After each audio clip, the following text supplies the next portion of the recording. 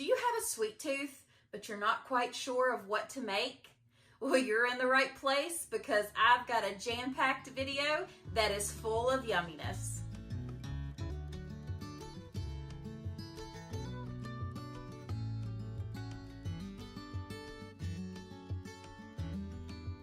Hey y'all, I'm Sammy and welcome to my kitchen. Today I will be sharing 4 recipes that use a cake box mix. So if you are looking for an easy dessert, stay tuned because these will blow your mind.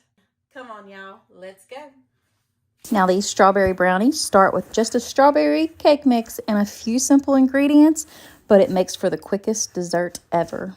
So starting out in a mixing bowl, you'll just empty the whole content of the box, which is a 15.25 ounce box of strawberry cake mix.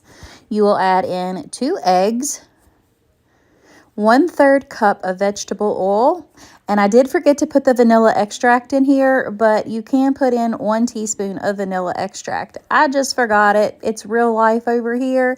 These turned out just fine anyways. So this batter will be pretty thick, as you can see, but you'll pour that into a well sprayed, or you can line it with parchment paper, baking dish. It's an 8x8 baking dish. Make sure you get all of that yumminess out of there. Now, my trick to getting this to press down into the pan is just get some wet hands. You could probably even put some butter on your hands or whatever you wanted to do, but water works just fine. This will go into a 350-degree oven for about 18 to 22 minutes. Now, while this is in the oven baking, we're going to go ahead and get the glaze ready for the top.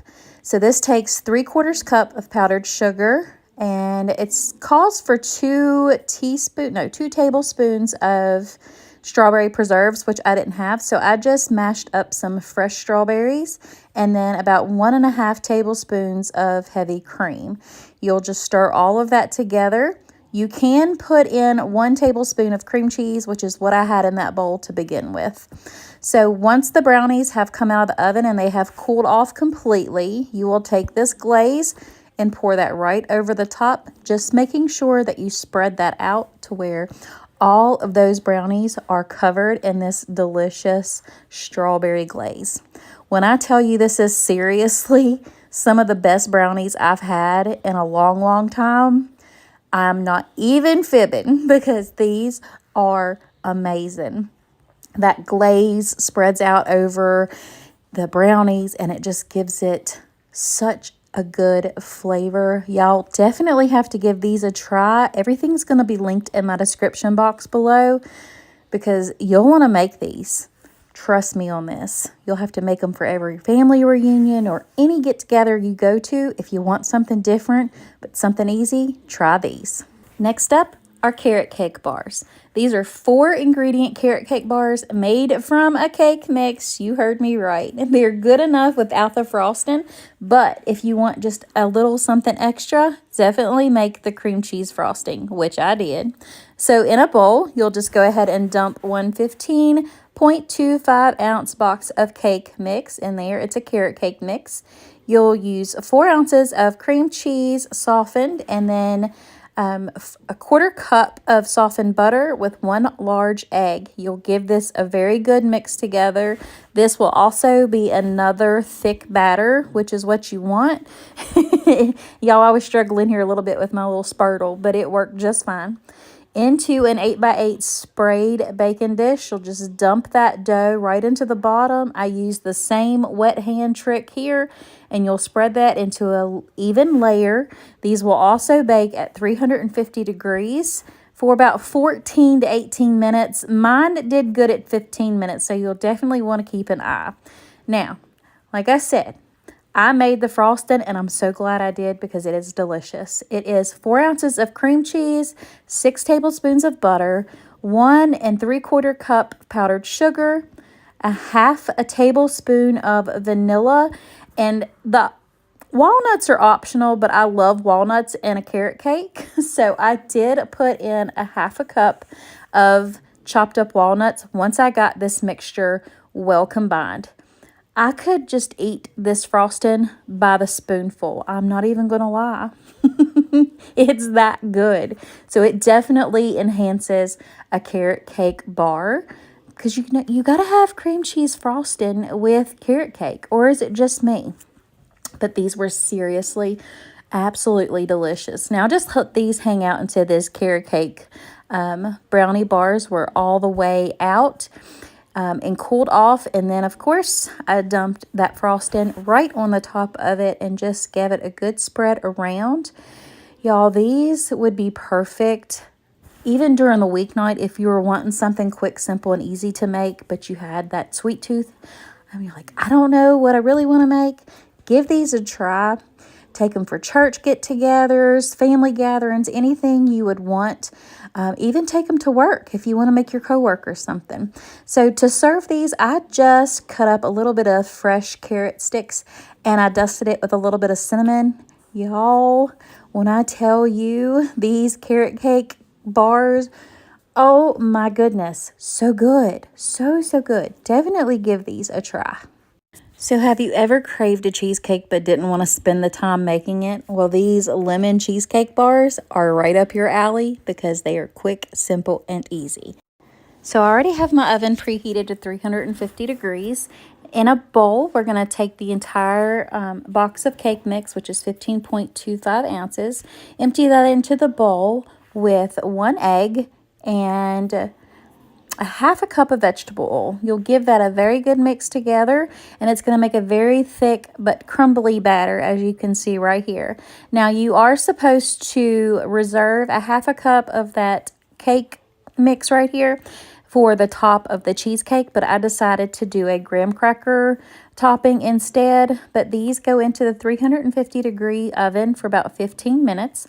While those are baking, we'll make the cheesecake mixture. So this takes 16 ounces of cream cheese at room temperature, 2/3 of a cup of white sugar, 5 tablespoons of lemon juice, and about a tablespoon of lemon zest.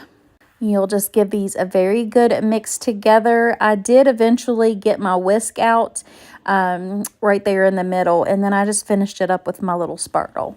So once those have come out of the oven, you'll just take that cream cheese mixture right here and you'll put that right over the top. Smooth that out as best as you can.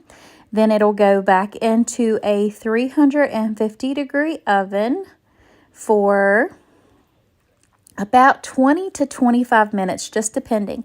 Now here you see me putting on my graham cracker mix. I just put a little bit of graham cracker crumbs with some sugar and about a tablespoon of butter and just melted that together. And that's what I baked on top of my cheesecake because I think it pairs so well together. So I just went ahead and cut right on into these and just served it up as is. I did put some lemon slice on top of it because I am a lemon fanatic. I love lemon anything. And if you love lemon and cheesecake, definitely give this one a try. So good, y'all. So I'm a huge lover of banana bread, but I also love cake. So this is a perfect combination for me. It's an easy banana cake. To start out in a large bowl, we are going to mash up 3 bananas. Just make sure you can leave them in bigger chunks if you want to, or you can mash them up pretty well. I just went ahead and mashed them up pretty good. Then we are going to take a half a teaspoon of cinnamon, a half a teaspoon of ground nutmeg, a 1/4 teaspoon of salt, and 1 teaspoon of baking soda. If I could get my words right, that would be great. Give that a good mix together. Then we're going to take a 15.25 ounce box of white cake mix along with the ingredients from the back of the box, which is, I think it's a cup of milk, 3 eggs, and a 1/3 cup of vegetable oil. You'll go ahead and give that a good mix together just to make sure it is nice and smooth. Then you'll pour that in a very well sprayed 13 by 9 cake pan. This goes into a 350 degree oven For about 35 to 45 minutes. It just depends on your oven. Mine was done in about 38 minutes. Now, for the icing, you'll take 1 box of banana cream pudding with 1 cup of cold milk. You'll whisk that together until it gets thick, and this will happen pretty quick, as you can already see. You can either make your own whipped cream by using the heavy whipping cream that the recipe calls for, or you can cheat and use an 8-ounce container of Cool Whip like I did. I just started out by using half of it and folded that on in, but I did use the whole 8 ounces. I just wanted to make sure, you know, how much it was going to use. Once that cake is completely cooled off, because you don't want to put a whipped icing on a hot cake, it'll just melt, which I'm sure it would still be good, but it won't look as pretty. So once you have that cake cooled, just go ahead and dump all that frosting on the top of it, and you can let it chill or you can serve it immediately, which is what we did. I just put some slices of fresh banana on top. When I tell y'all this is the perfect combination of like banana bread meets cake, you gotta try this one. I know I've said this a lot, but y'all, this one was the best. Now, this one couldn't get much simpler, but I wanted some cookies. So I decided to take this butter pecan cake mix and turn it into cookies, because how easy is this? We are just going to take that box of butter pecan cake mix, which is, I think, 15.25 ounces, put that into the bowl with 2 large room temperature eggs and a half a cup of vegetable oil. Can you get any easier than that? Now, I did start out using this whisk, and it took me a little bit of elbow grease to get this batter together. But once it was mixed in very good, I just dumped in about 3/4 cup of chopped pecans. Now, these are optional. You can leave them out, but you wouldn't get very much buttery pecan-y taste. So I just dropped them onto some sprayed parchment paper. I did keep them about 2 inches apart, though, because they do spread a little bit, not a lot. But y'all, oh my goodness, to be a cake box, boxed cake mix, I don't know why I say cake box mix. Do y'all say that, or do you say box cake mix? But anyway you say it, y'all got to give these a try, because they are absolutely delicious. They are soft and chewy, and they're just the perfect consistency for a cookie. All right, y'all, that is it for today's video. I truly hope it gave you some new ideas of something to use that cake mix that's just been sitting in your pantry. If you liked today's video, please give me a big thumbs up, leave me a comment below, and make sure you click that subscribe button and become part of my YouTube family. I would absolutely love to have y'all. If you are in need of prayer, please let me know below, and I would be honored to pray for you all. Until next time, if you need some more meal inspiration, check out these other 2 videos on your screen right now, and God bless. Bye.